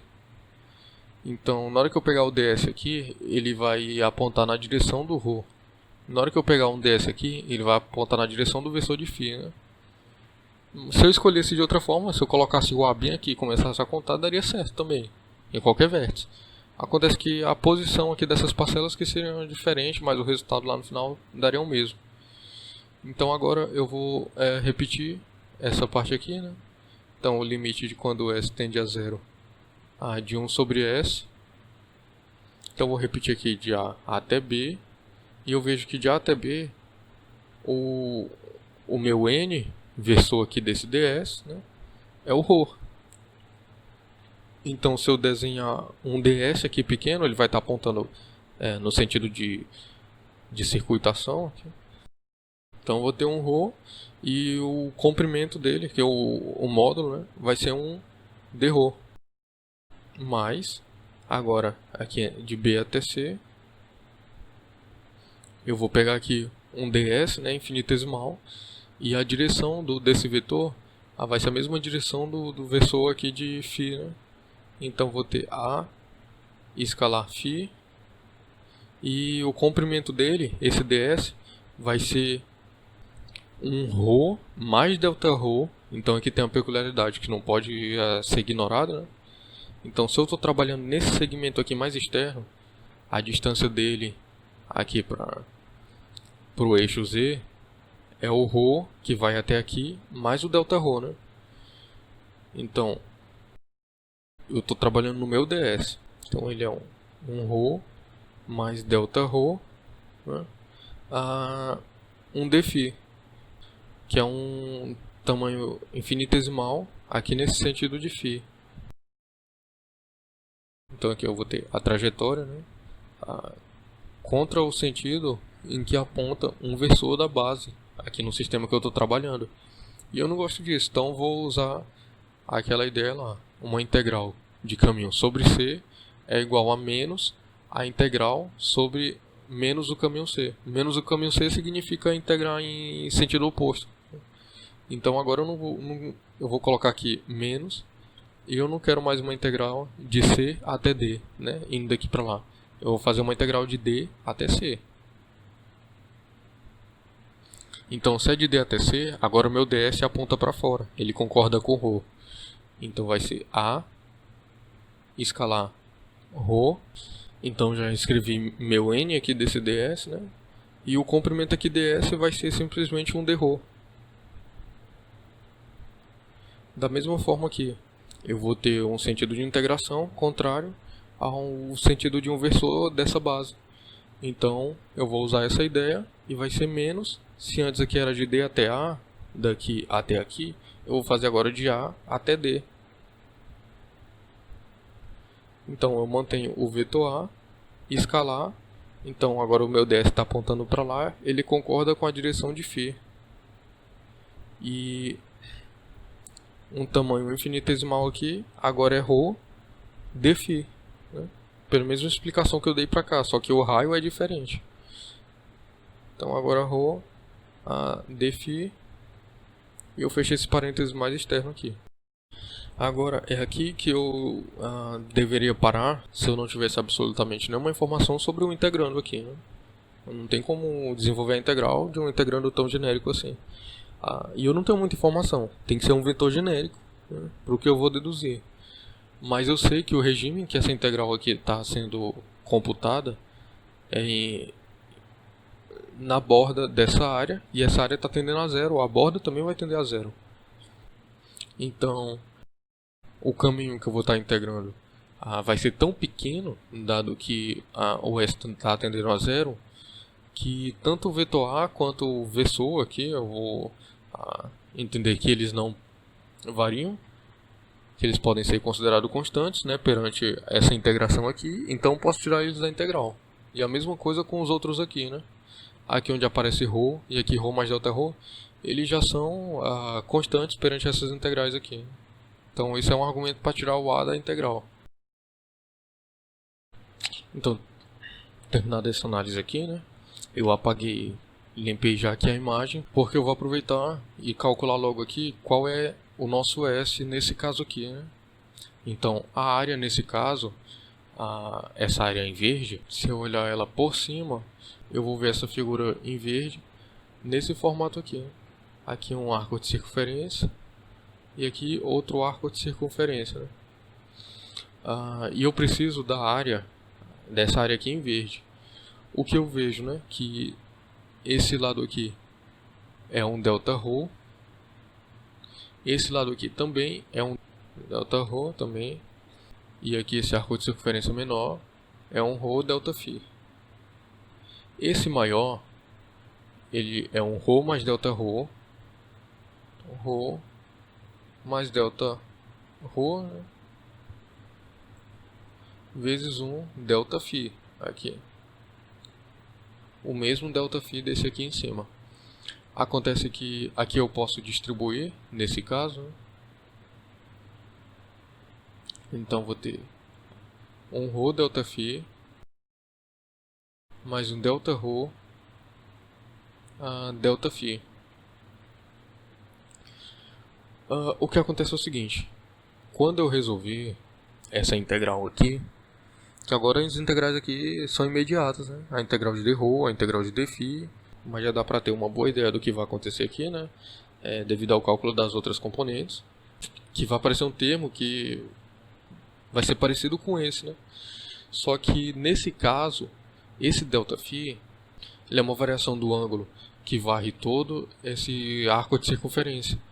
E o ΔΦ que vai surgir daqui vai ser uma integração entre de B até C, né, que eu escolhi aqui o A, aqui o B, aqui o C e aqui atrás o D, né? Então aqui pode dar uma confusão, porque aqui eu vou pensar de um jeito e aqui eu vou pensar de outro. Mas aqui vai ser um resultado que eu vou encontrar em um ΔΦ, que eu vou considerar o limite formalmente, aplicar o limite em cada parcela. Então eu posso me reservar o direito de manter aqui um ΔΦ e observar o comportamento dele mais na frente, quando for mais conveniente, né? Aqui eu estou fazendo essa análise porque eu vou ter um ΔΦ vezes um Δρ e essas duas partes estão tendendo a zero. Como eu estou trabalhando tentando descobrir qual é o S correspondente aqui, a área em verde nesse caso, eu estou já trabalhando aqui fora pensando em outro contexto diferente desse aqui, eu vou fazer uma análise um pouquinho diferente, mas no fundo é a mesma coisa, só feita em momentos diferentes, né? O que eu vejo que aqui eu tenho uma contribuição de dois termos muito pequenos, os dois estão tendendo a zero. Então, à medida que esse S vai tendendo a zero, a influência dessa parcela aqui vai passar a ser irrelevante, e eu vou acabar tendo um retângulo, né? A figura vai se aproximar a um retângulo em que esse lado é ρ delta φ. Esse lado aqui também vai sobrar o ρ delta φ, e aqui já tem, né, o delta ρ e um delta ρ. Então a área vai ser ρ delta φ delta ρ. Uma outra forma de mostrar que a área realmente seria isso, uma forma mais rigorosa, né, é pegar isso aqui e usar a mesma ideia que a gente estava usando nas expansões em série de Taylor aqui para essas componentes de A. A gente pode expandir isso aqui em torno de delta ρ, vai ter termos de ordens maiores, e esses termos vão zerar quando na aplicação desse limite aqui.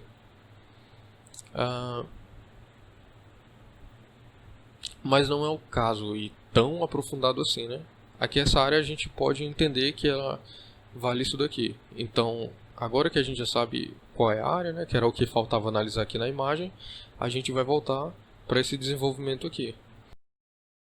Eu vou deixar esse produto escalar para fazer daqui a pouco, porque primeiro eu vou resolver essas integrais aqui, né, que são imediatas. Então, eu vou recopiar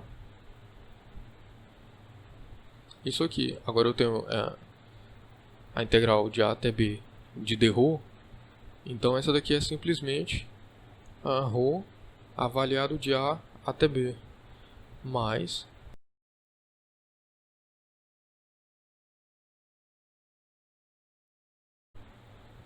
e aqui eu uso aquela ideia, né, onde esse ρ avaliado nesses pontos aqui, né, usando o teorema fundamental do cálculo, né, a continuação da aplicação dele é B menos A. E esse B menos A, a gente olha aqui na imagem, B menos A é esse delta ρ aqui. Esse φ avaliado entre B e C é o limite superior menos o inferior, né, que é B menos C. Então, que é C menos B. Então tem isso aqui que é um delta φ. Aqui essa é a explicação do motivo de por que aqui é um delta φ e não um ρ mais delta ρ vezes delta φ aqui. É porque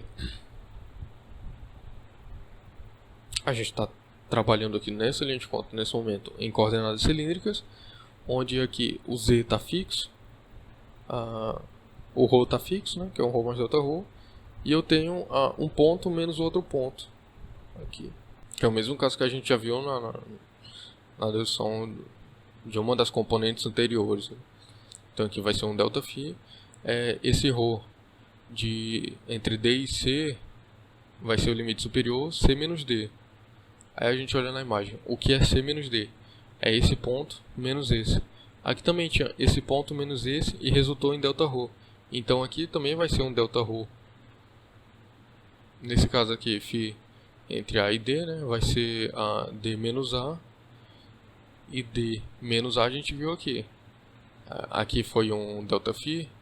Aqui também essa variação vai ser um delta φ também. Pelo mesmo motivo que foi explicado aqui, né? A gente observa o sistema em que a gente está trabalhando. Então aqui um delta φ.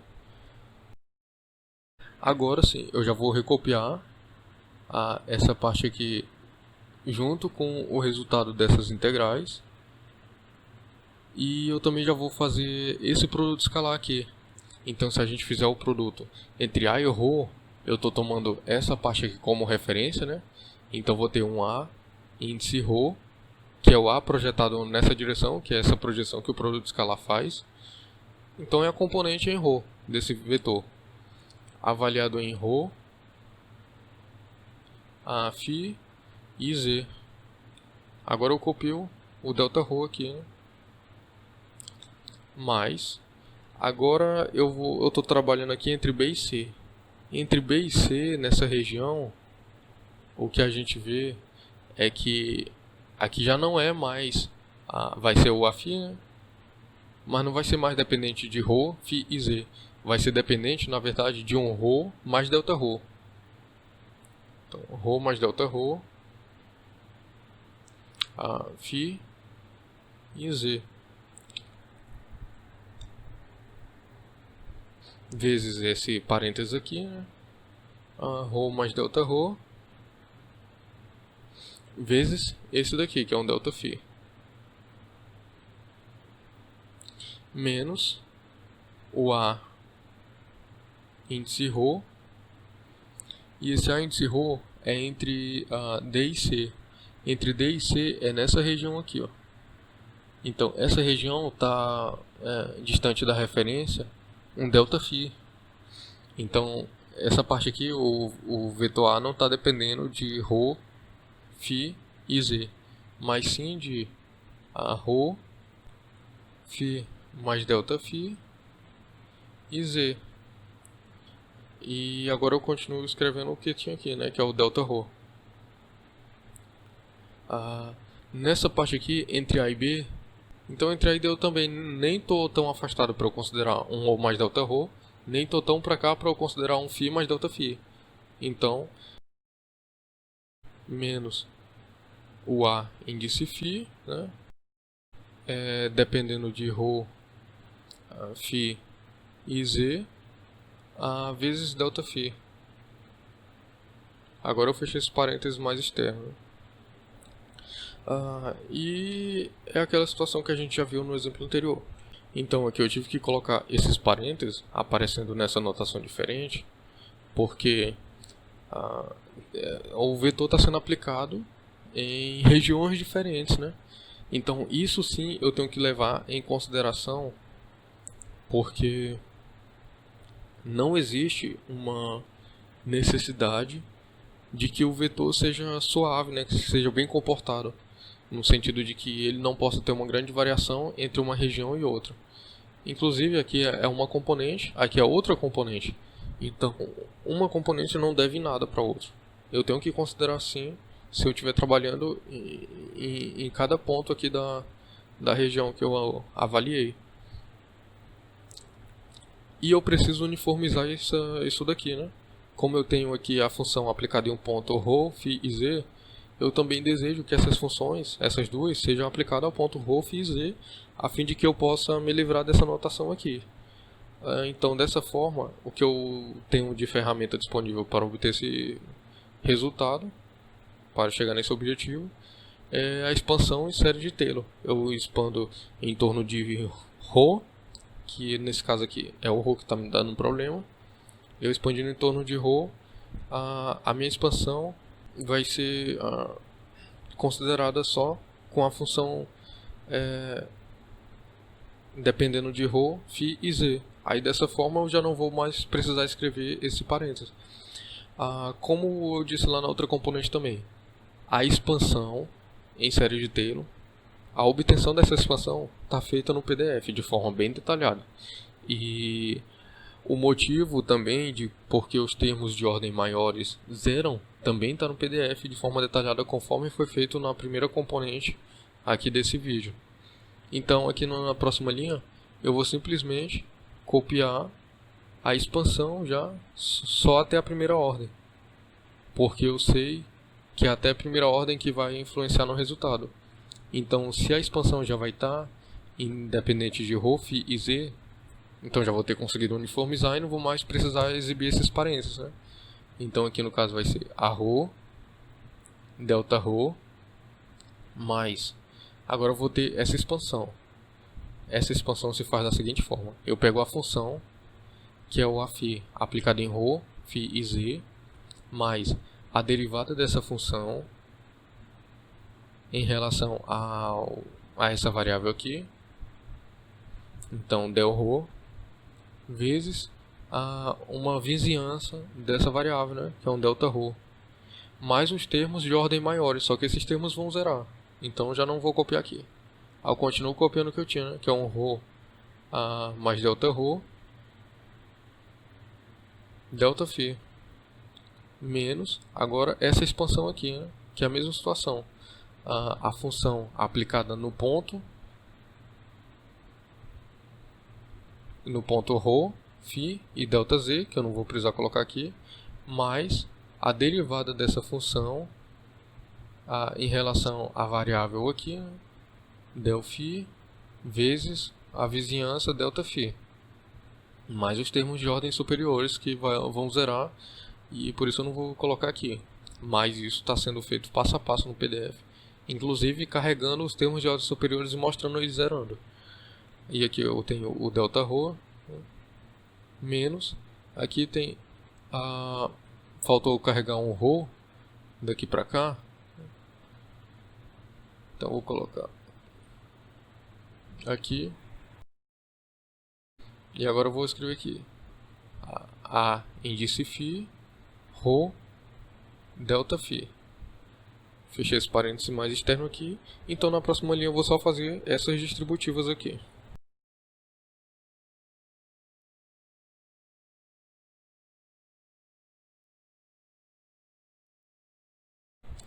E aqui eu já vejo que tem termos para cancelar, né? Por exemplo, esse arro, delta rho.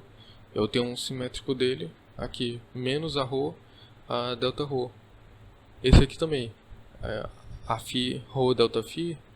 Eu olho aqui que eu tenho menos a φ rho delta φ. Então aqui eu parei para determinar qual é a área em verde, que é esse rho delta φ delta rho, porque eu vou usar isso daqui agora. Eu vejo que aqui eu já tenho um rho delta φ delta rho, então isso daqui é o S. E aqui eu posso multiplicar por 1 sobre rho e multiplicar por rho aqui, então vou ter rho delta φ. Assim, multiplicando por rho em cima e embaixo não altero nada, né? E aqui eu tenho o S.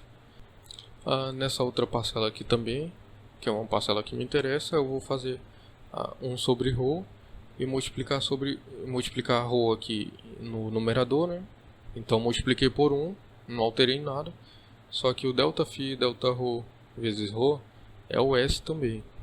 Então, observando isso, eu vou usar uma propriedade do limite, né? Então vou associar esses três termos, e como os três têm S, eu vou deixar o S em evidência e simplificar com esse S aqui.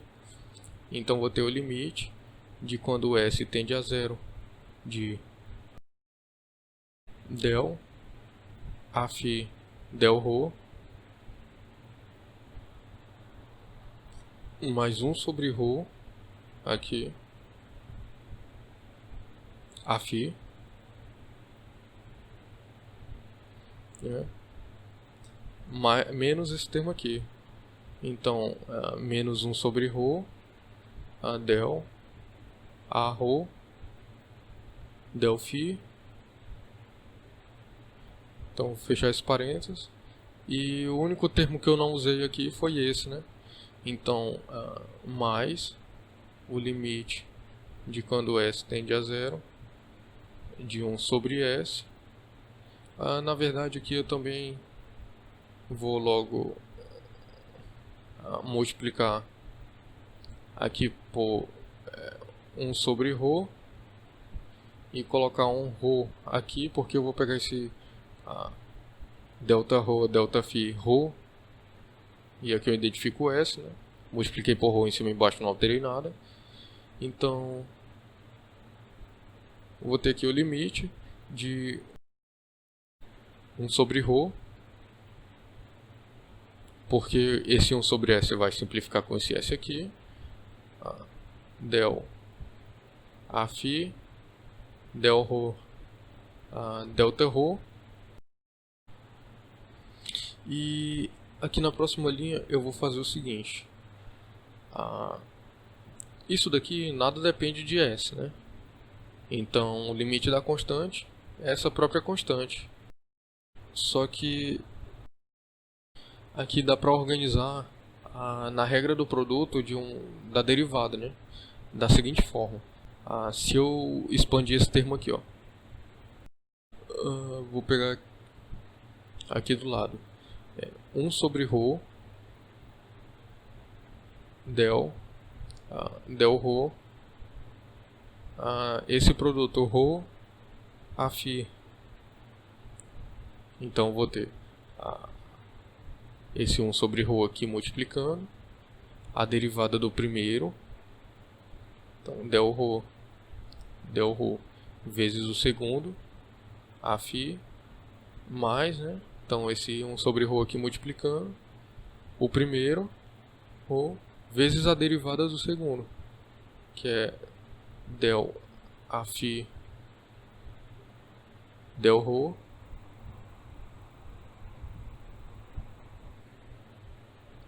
então aqui ó, isso dá 1 e aqui isso aqui dá 1, então me sobra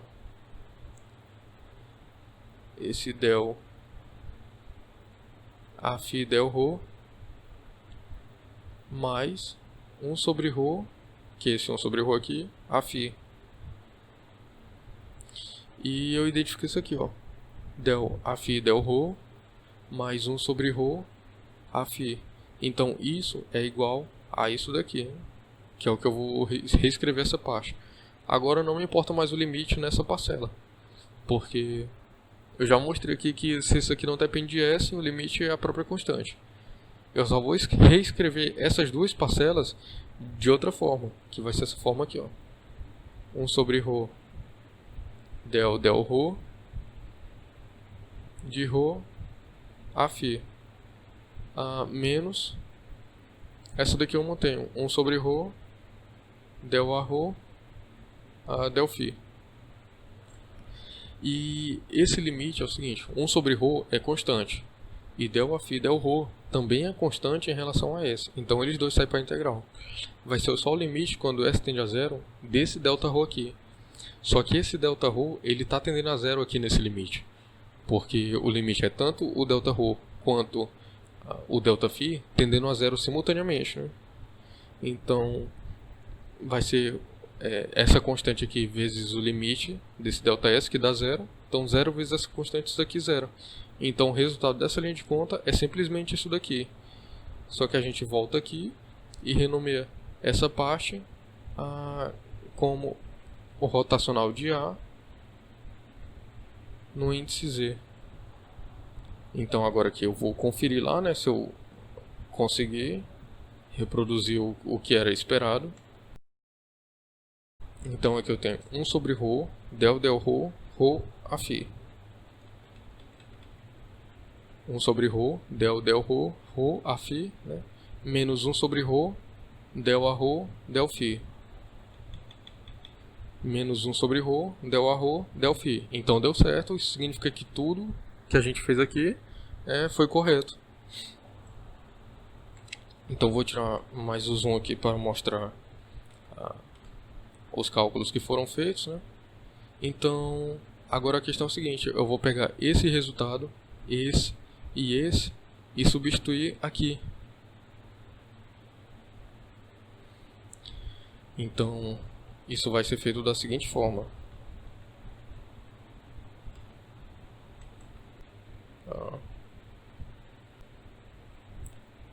1 sobre ρ del az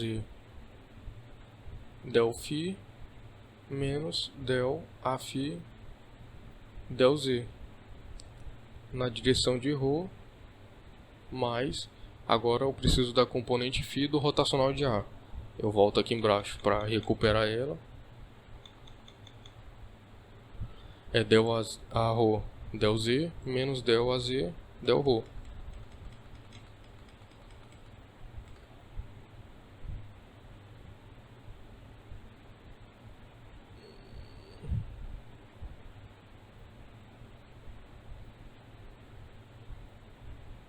Isso na direção de φ, mais agora essa componente aqui em z que a gente calculou por último, né? Então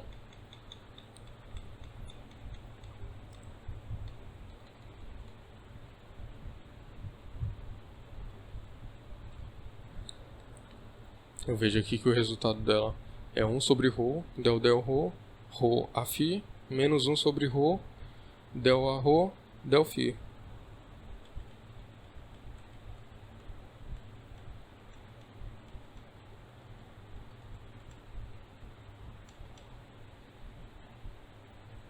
Então aqui é 1 sobre ρ del ρ,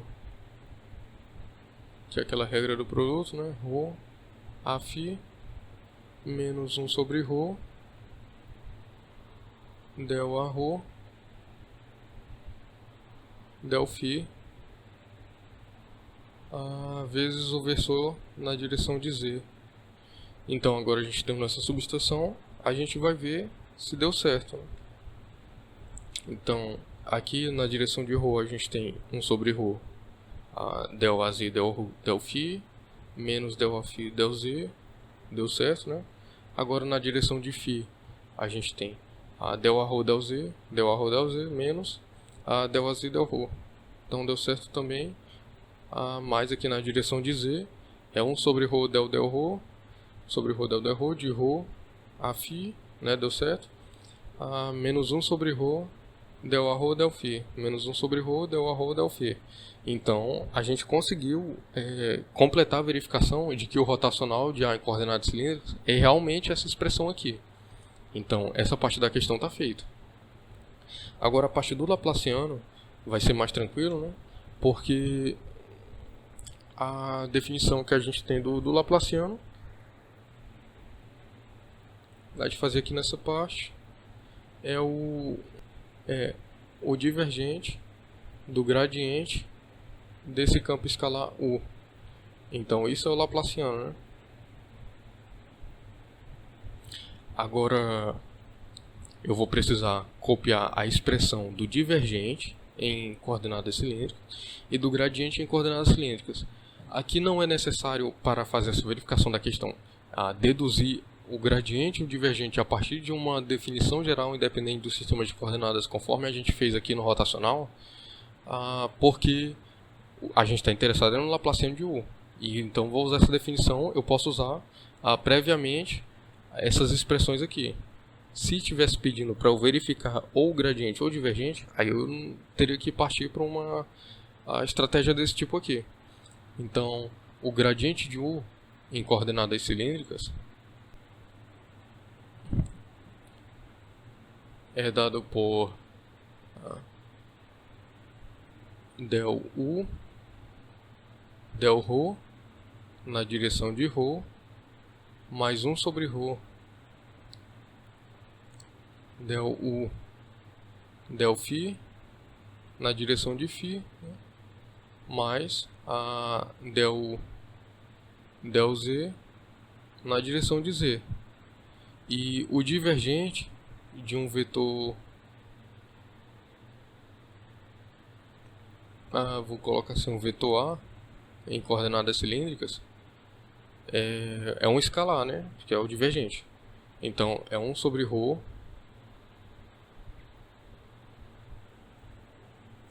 del de ρ a ρ em relação a ρ, mais 1 sobre ρ del a φ del φ, mais del az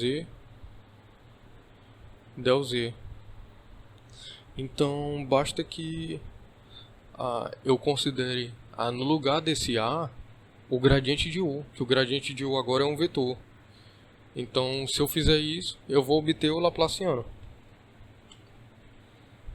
Então aqui eu vou para o Laplaciano de U como o divergente. Só que no lugar desse vetor A, eu vou colocar o vetor gradiente de U. Então, completando aqui o divergente, eu tenho 1 sobre ρ del ρ de ρ. Agora eu tenho que ter a componente na direção de ρ. A componente na direção de ρ é isso daqui. Então eu já vou escrever assim, ρ del U del ρ, né? Então aqui eu mantive esse ρ e escrevi a componente na direção de ρ aqui, mais 1 sobre ρ. Agora eu vou colocar a componente φ aqui. A componente φ é essa parte aqui que está vezes o produto escalar aqui com o versor de φ. Então del φ de 1 sobre ρ del φ, certo? Fiz essa parte. A mais a derivada em relação a z da componente z do vetor, né? Então a componente z é essa daqui, del u del z. Então esse aqui é o laplaciano. Só que não é exatamente essa expressão que está aqui para ser verificada. Então vou desenvolver melhor. Então o laplaciano vai ficar aqui 1 sobre ρ, não vou mexer nessa primeira parte, a del ρ de ρ, a del u del ρ, mais, aqui é o seguinte, eu tenho 1 sobre ρ, e aqui eu também tenho 1 sobre ρ multiplicando essa parte. Só que aqui é uma derivada em relação a φ. Então, em relação a φ, 1 sobre ρ é constante. Então, 1 sobre ρ sai da derivação, vai multiplicar isso, vai ficar 1 sobre ρ ao quadrado. Então, aqui eu vou ter uma derivada em relação a φ, e aqui uma derivada em relação a φ. Então, na verdade, eu tenho uma derivada segunda de u em relação a φ. Mais, essa parte aqui eu tenho uma derivada de u em relação a z, e aqui uma derivada disso em relação a z. Então, eu dei uma derivada segunda de u em relação a z. Agora sim, eu obtive a expressão que eu posso verificar se é essa daqui. 1 sobre ρ, del ρ, ρ del u del ρ, tá aqui. Mais 1 sobre ρ quadrado, del ao quadrado u, del φ quadrado, mais a derivada segunda de u em relação a z. Então a gente também conseguiu verificar aqui a expressão do laplaciano em coordenadas cilíndricas, também partindo da definição dele. Então, dessa forma, a gente conseguiu verificar as duas equações. Eu vou tirar um zoom aqui para mostrar tanto de conta que foi feito.